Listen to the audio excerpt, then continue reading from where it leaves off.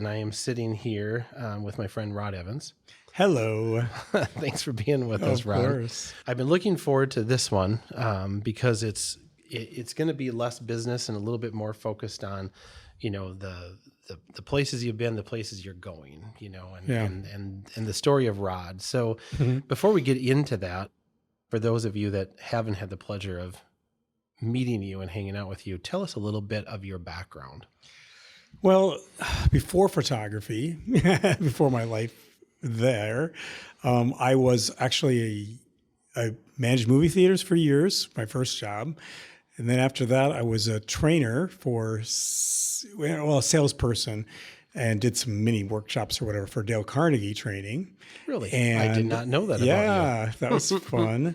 And then after that, I was a trainer for Citibank, and I trained their retention specialists, they were called. So if you called in to close your credit card, they transferred you to somebody, they would talk you out of it. So anyway, that was back in the day. A blast from the past. Yeah. Oh my gosh. So, and then I had to make a decision. I was doing photography on the side, and honestly, I had a great job, obviously, I mean, tons of, I've been there for years and lots of paid vacation and benefits and all the things. And then, but I would drive up to the building. I don't know if anybody has this feeling ever, but it's every day I would drive up to the building and my gut would just hurt, I would just it just didn't feel right. There was so many numbers and meetings every morning, and it was just so impersonal. And if a number moved by 0.2, we'd spend an hour talking about it. It's just like, it just didn't fit me. Yeah. And so a little draining. a little. So I left, which is crazy. We had a child and I left and I started my own business. And the funny thing is that a lot of them came from Citibank because I advertised in the Citibank newsletter. 20% off for Citibank employees. And now it's just called Citi, of course. But that's kind of how I got my start, and I was in this little tiny building that my father-in-law owned. He was a carpenter. So he had half the building where he'd be cutting up wood and whatever. I had the other half of the building where I took a wall and cut a doorway into the wall so I could back up into what I called the sales room and took pictures from the sales room into the camera room because the camera room was that small. So I'd be in one room, you'd be in the other room, and I would be taking your photographs. That was how I started. And that was what year?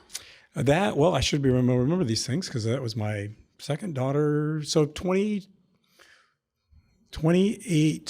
years ago. Wow. When I went full time. Yeah. Okay. So that was mid 90s. Yeah. Pretty much. Wow.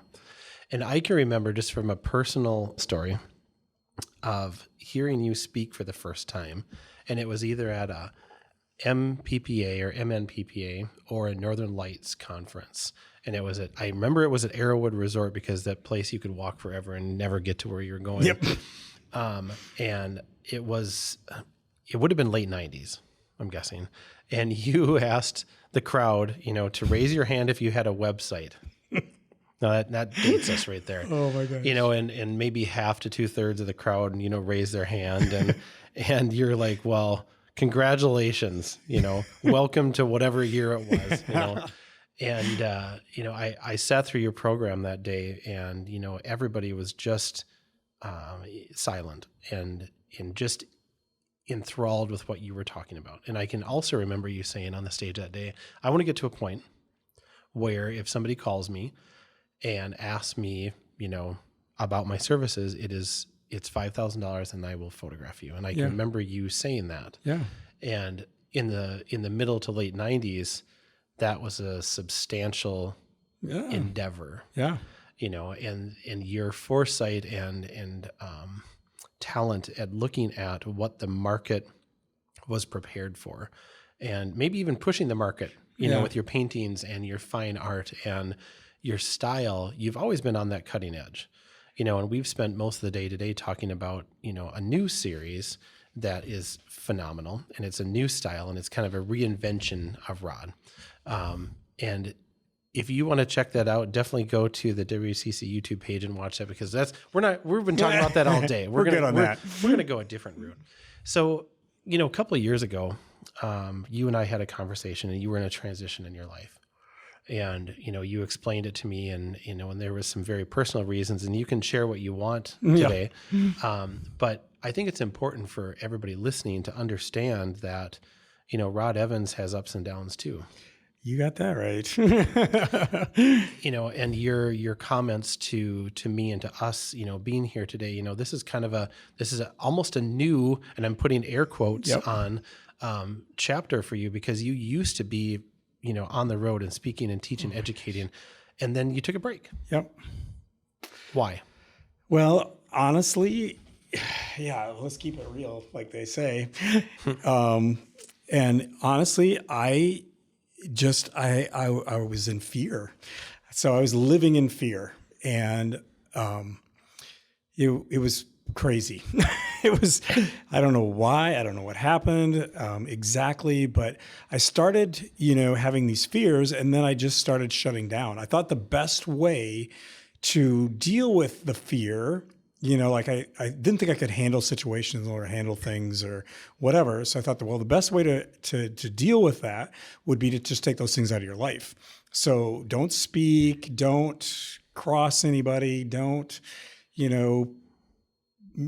use your sarcastic humor that I have, whatever. Don't do those things. Pull back on all of that. And if you do that, there's nothing to be afraid of. You can be fearless because none of those things are in your life. Well, that couldn't have been any farther from the truth. It made things worse. It makes you weaker is what it does. And so even on the way here, I was listening to Dan Harris's 10% Happier podcast, and you have to face, run to the danger, not run away from the danger. And so that's what I've been doing lately, and changing and doing that and facing some of those things. And I cannot tell you what a huge difference it's made. My family, how I feel, all the things. Like, I was not eating, I was not sleeping, I was pacing the floors, I was hiding in staircases. I'm getting really real right now. When the police drove by, I thought they were coming to arrest me. I have no idea why, but they were.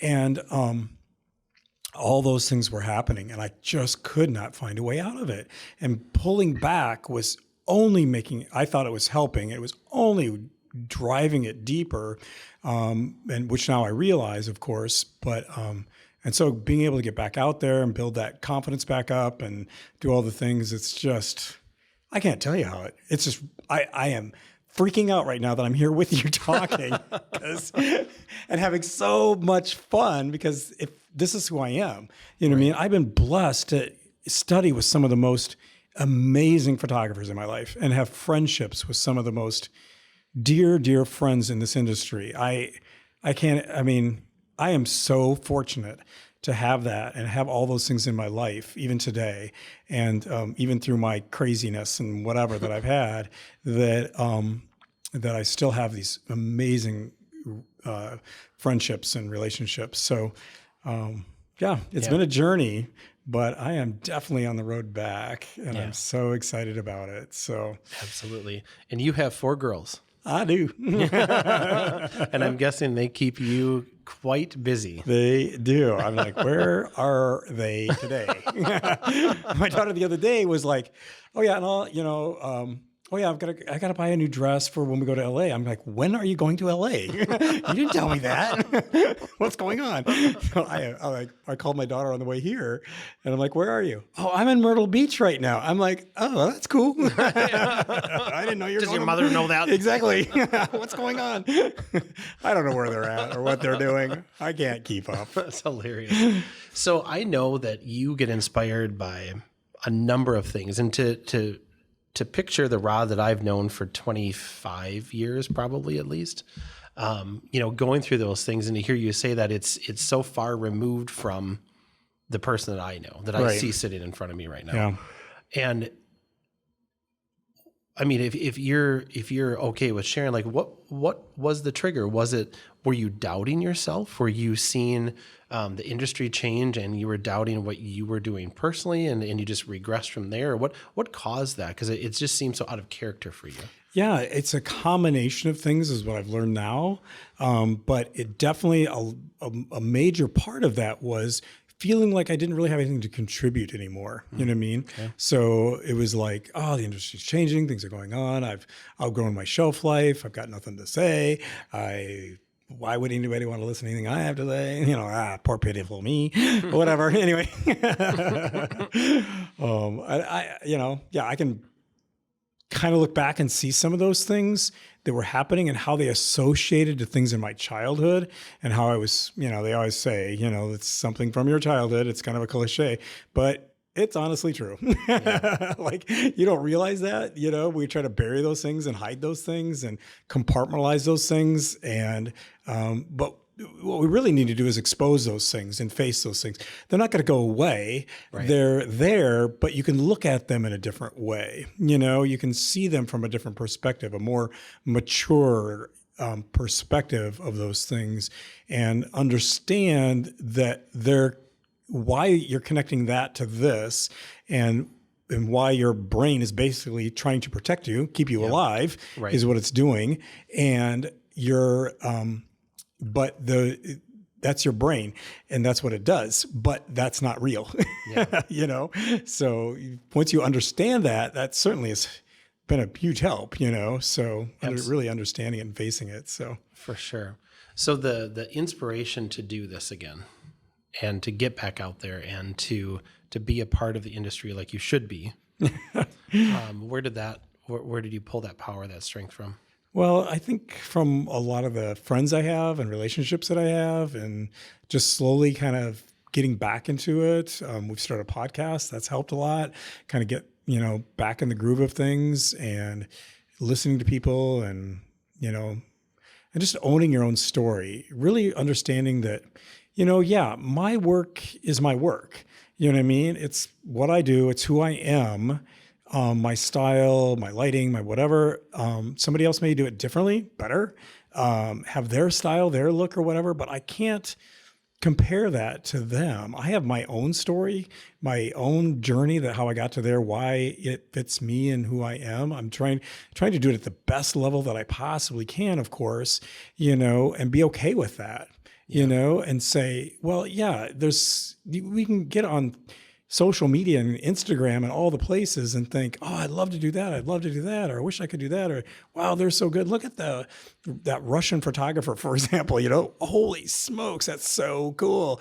Why am I not doing that? Or whatever. We can all do those things. But, at the end of the day, it's like, even when I was starting my career out, I used to, admire all these photographers. And then I try to go out and emulate exactly what they were doing, but it would only last for 3 or 4 months. Yeah. And then it would be like, that doesn't feel right. That's not really who I am. So I think the more we know ourselves and own it and are okay with that, the more it's attractive to you and the more it's attractive to your clients because it's authentic. It's who you are. And it's easier for people to, you fall in love with what you are doing and who you are and your work and the products that you're putting out and the quality of everything that you're doing. Once you do that, it frees you up to love your clients and to focus on them and spend all your energy focusing on building them up and creating art for them and doing all those things, and then they're drawn to that. People are drawn to that. They want to see how you perceive them. And so you have to find out, how do you perceive them? And it doesn't have to be, like moody, dark, whatever, it can be whatever you want it to be, but it needs to be you. Like I love fashion. I love styling hair. I know that sounds weird. And just saying it out loud and shopping for prom dresses with my daughters, not for me. And the things, I love fashion and style, but I also really like, John Singer Sargent and Rembrandt and paintings and all those things, so how can I do that, and be me and be okay with it and just say, I'm okay with that. That's who I am. This is what I do. Well, and then it's not forced. No. It's real. It is.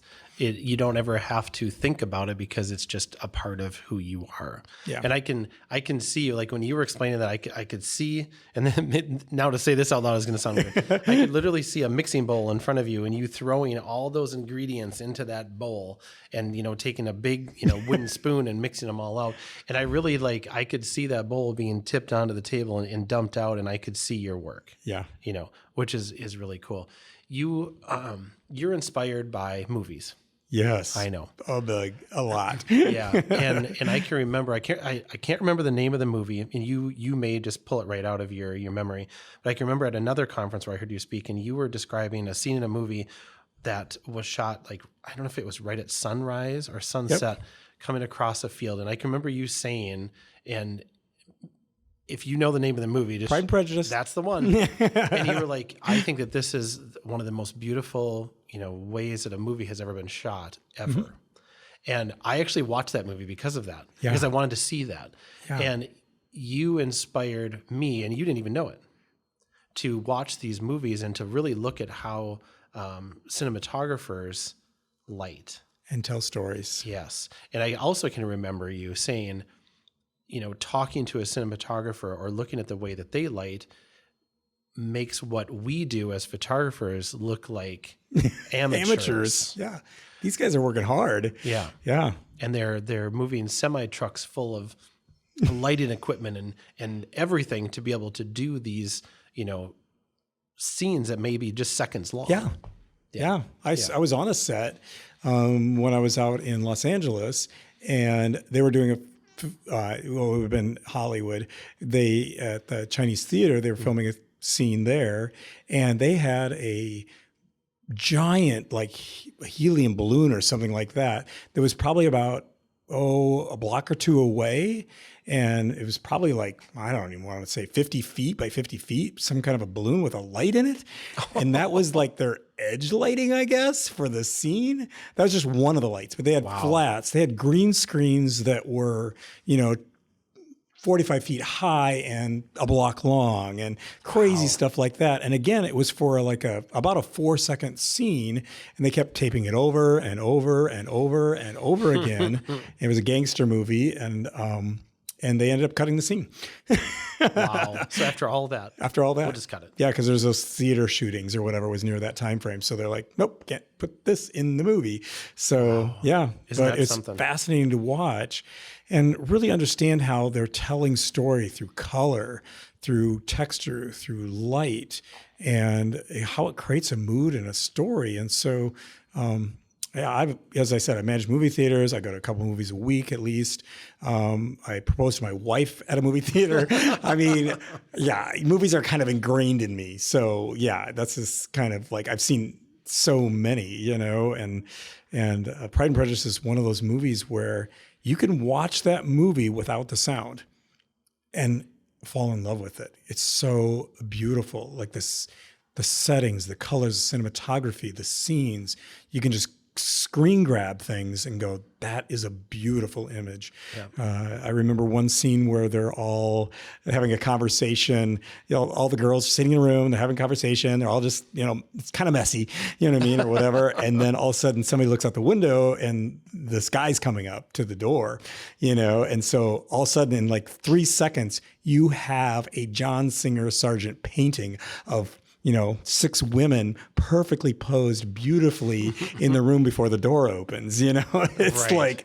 It's so powerful. And then you can do the opposite. You can take that movie and shut off the visuals and listen to the sounds and the language and the artistry that's in that and enjoy it just as much also. It's crazy. Yeah. So, yeah. So a common strain that I have noticed when I've been fortunate enough to speak with photographers over the last 20-some years of my career is that the people who are really trendsetters makes it sound right, kind of cheap, but people who are visionaries like you are inspired by things outside of photography. Absolutely. Whether that be your mixing bowl, or somebody else's, the inspiration is coming from a lot of different areas.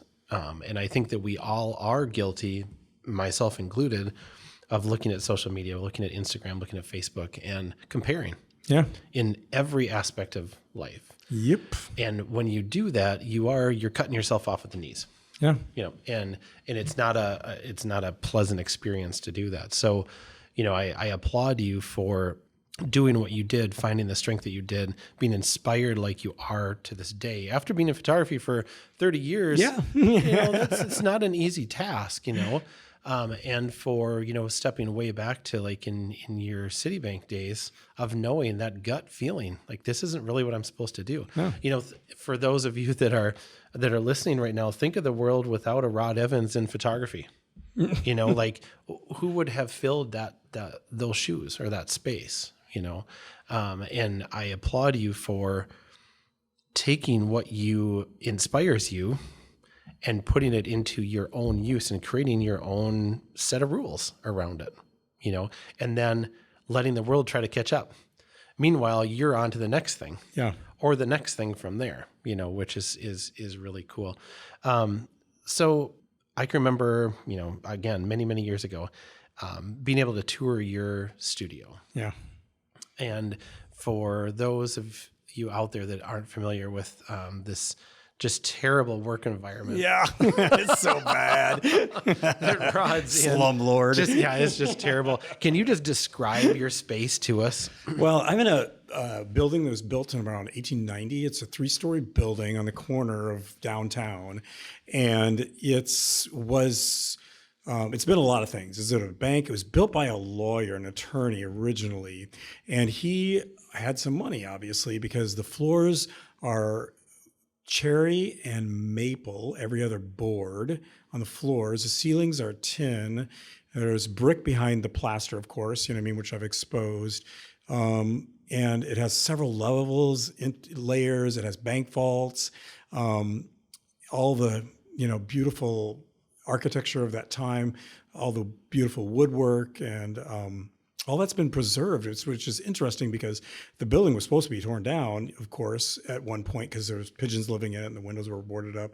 And then an architectural firm bought it, and renovated it and did a great job, obviously, structurally.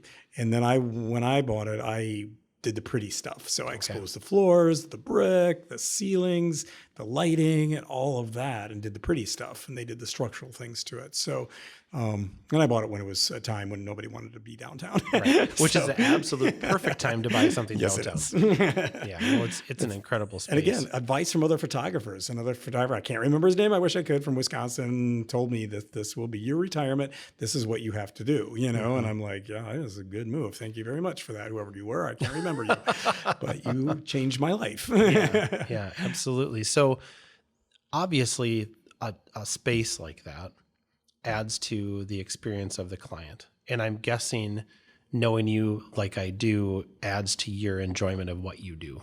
Absolutely. Because you're doing it in a space that you actually love. Yeah. I mean, I have huge Northlight windows on the gallery. When you first come into the gallery, where I create a lot of my work, is done right there in my gallery because I have, I don't know, whatever they are, 10, 12-foot high windows in my gallery space. And it's for the client too. From the penitentiary where I started, near the penitentiary, by the way. I wasn't in the penitentiary. I was near the penitentiary. A lot of passport photos then. A ton. And they were wearing orange jumpsuits. It was weird. Anyway, to this is a lot of it was just having that vision of saying, this is the experience I want my clients to have. I want them to feel a certain way. I want them to have this experience that just builds them up, that they feel great about, And part of that is the environment, Now, I know not everybody's got a big studio, but, how can you just think that way? What sights, sounds, smells, tastes, all the things, how can you create that? Even if you go to somebody else's house or you have a smaller studio, you can do those things, visualize that. And that's what I did. I mean, there was nothing left out. No detail was too small to think about when I was thinking about how to create my next studio. So Mm-hmm. it's been on my vision board for years. And you were just mentioning earlier that you're a tech nerd. I am. And you can now preset all your things in your studio. So at the touch of a button on your phone, you can set the mood, you can set the lights, you can do all the things like right away. Yeah, I'm into staging, so yes. So if I have a photo shoot, I click one button and certain smells go off of that and lights and things. And oh, it's so silly. Anyway. Yeah, no, but that's again, just watching all the details. If you're walking down Rodeo Drive, there aren't details that are missed there. Yeah. If you're going to go in and spend $2,500 on a T-shirt, yeah, the environment better be pretty darn good. It better be good. Yeah. So, what's to come? What's in the future? So that's a great question. So, and part of my struggle during that time was like, where am I going? What am I going to do? How about if I just check out, you know what I mean, retire or something, and do that, and that'll work. I didn't. That's not gonna work. I need to stay busy. That cannot work. I tried that. Okay, and if anybody's thinking about that, that does not work. You got way too much time, and so to go places in your brain. So instead, I'm really looking at, doing more. Like I'm doing this podcast. I'm doing other podcasts, and I'm just really creating stuff that I really love now, so, and really being okay with that, for a long time, I wasn't sure who I really was. And so now that I'm just like, you know what, this is who I am and I'm okay with it. This is what I do and I love it. If you love it, great. If you don't, that's fine too, and I think I had that attitude when my business was growing, and that's why it was growing, is because people saw that and they wanted a piece of that. And so I'm just coming back to that again, of just owning it and being yourself and true to who you are, and being okay with, well, if that's not, you can't please it, and you can't photograph every single client in your community. That's not humanly possible to do that. So, and you wouldn't want choose. To. Yeah. Like, what do you want to do? And find out who you are and just do that. Do you? Yeah. Yeah. Yeah, for sure. So for your education side of things, I know you're doing the new podcast, and I want you to tell us a little bit about that. What do you see, Rod, from an artistic perspective for photography in the next 5 years, 10 years? You're a visionary. You have a plan. I know. Mm-hmm. Like, where do you see things going?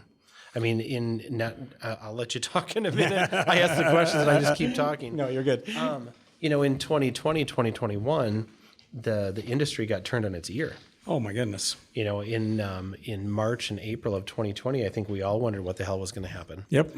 And in 2021, the portrait industry came back with a vengeance. Mm-hmm. Incredible. Yeah. Growth that we haven't seen, for a long time. So what do you see? Well, Dean Collins said this one time. I'm almost positive he said this, who's a phenomenal visionary. He said, it's better to be at the top of the wave than just behind the wave, because you can see what's coming. And it's dangerous. You're teetering. There might be darts thrown at your back, but you're seeing what's over the horizon because you're on that precipice, that point. And so I've really taken that to heart.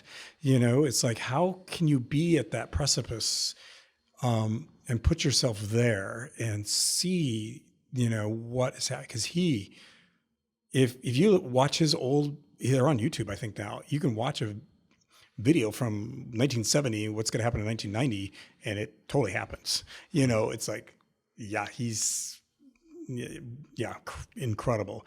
I am not like that good.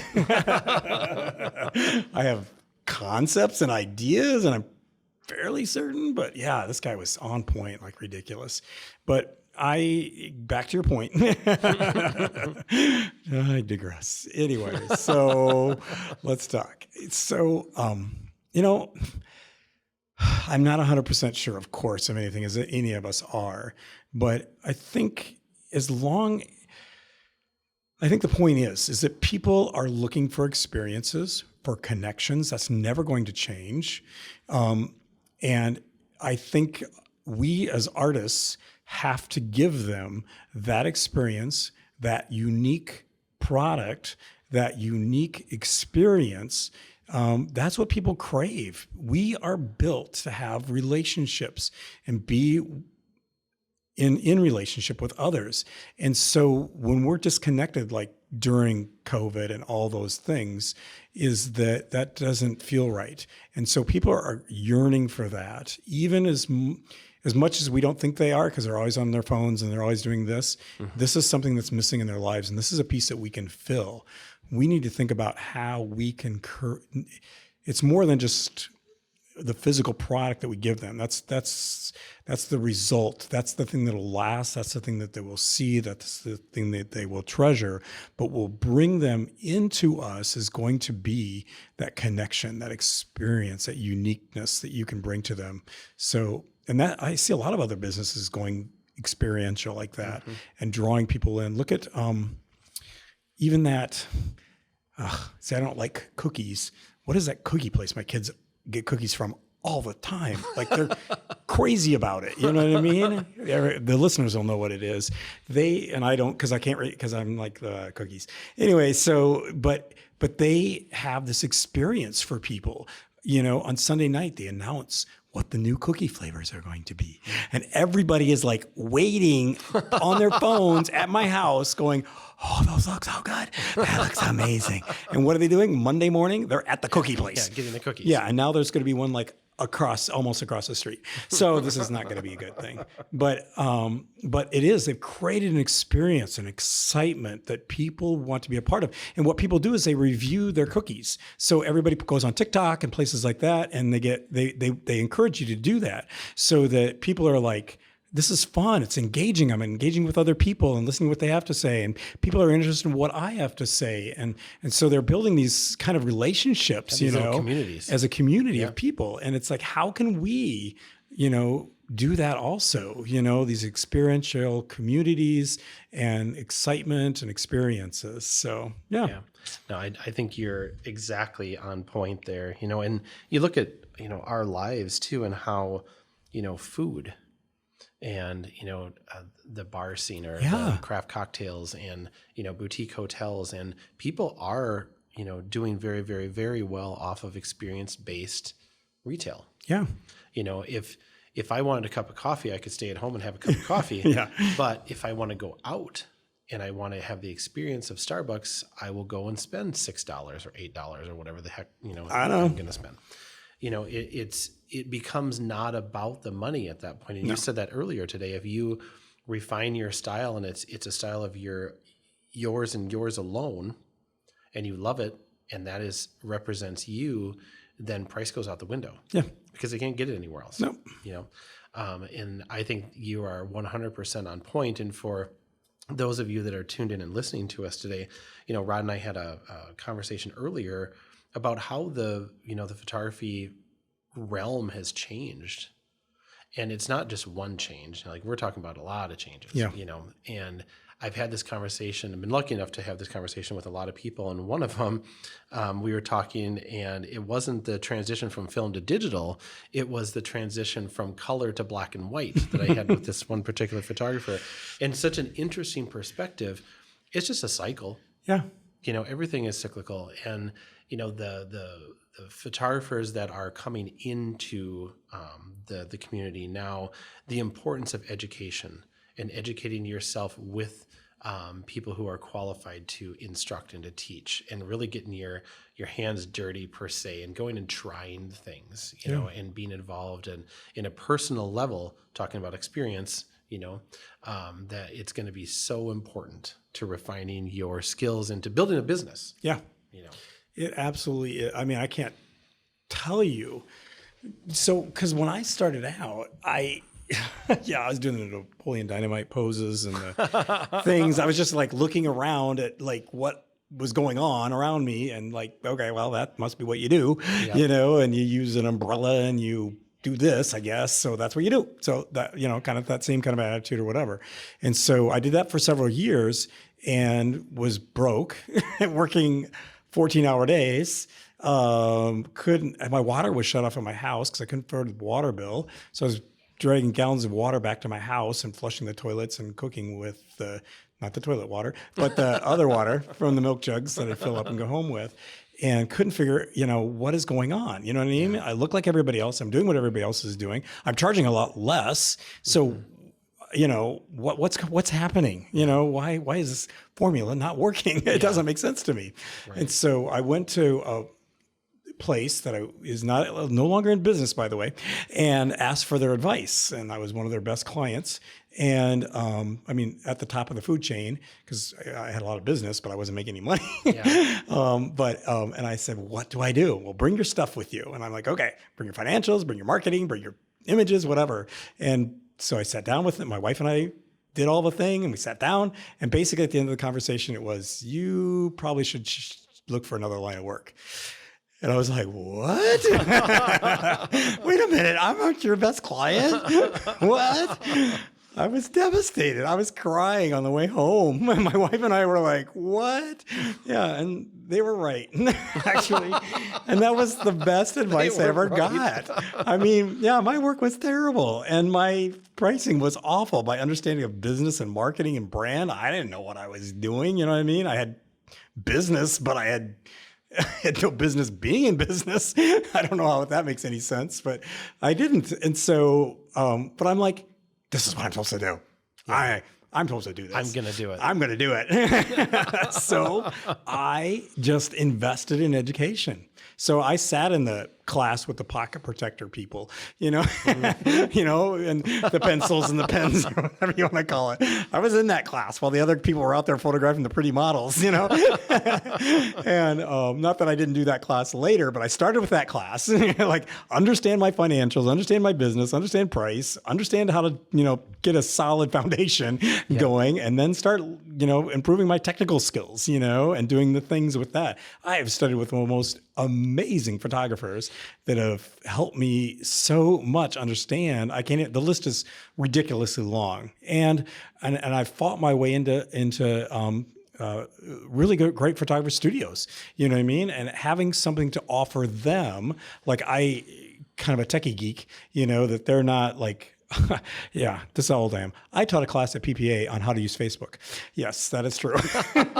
And the room was packed. Yeah. Like, what is Facebook? Yeah, and how to use that for marketing and what? Mm-hmm. Anyway, yeah, that's how old I am. Anyway, but so I could trade information like that. So I wasn't going in and taking, and just sucking from knowledge, but I was actually going in there and trading knowledge, so I could help someone get up to date on social media or a technical thing or, digital or whatever it was. And in return, I would get a real perspective on how their business ran, how their studio ran, what they did, see their setup, be in that environment. I obviously all the PPA, all the, week-long classes and all those, and every workshop, every seminar, I was a sponge. Still love to learn. I love learning. I love it. And you love to give back. Yeah, absolutely. Which leads me to my next subject. Tell us about your podcast. Yay. So we're doing a free podcast now. So it's called The F Stop's Here, and you can find it on anything. We're on everything, of course. And there's 5 of us hosting this podcast because we all have kind of similar minds in business. And it's Tim and Bev Walden, Monica Sigmund, and Michael Taylor. And just being able to say those names that I'm in the room with them is ridiculous. I mean, seriously, like I've studied with all those people, of course, and they've had such an influence on my life, and so to be side by side with all these incredible artists is just so fun. So we share everything, totally open, answering questions. And just once a week, we're out there throwing out information. So Awesome. it's Now, fun. do you do that all together, Rod? Or are you guys on a circular? You're just, I'll take this week, I'll take this week, or do you do it all as a group of 5? We do a group of 5. So we'll pick a topic and we'll just share on that topic. So our own perspectives on that particular topic. So yeah. And for those of you that are listening, if you want to see Rod's YouTube live that we did here at the lab in the video studio today, make sure and go to our YouTube page and hit the subscribe button. You'll get notified when we're going to do fun events like that in the future. So thank you, Rod, for being here with us. Oh, I appreciate you guys so much and all your listeners. Thank you. Yeah, we hope you have a safe trip home. And we will be back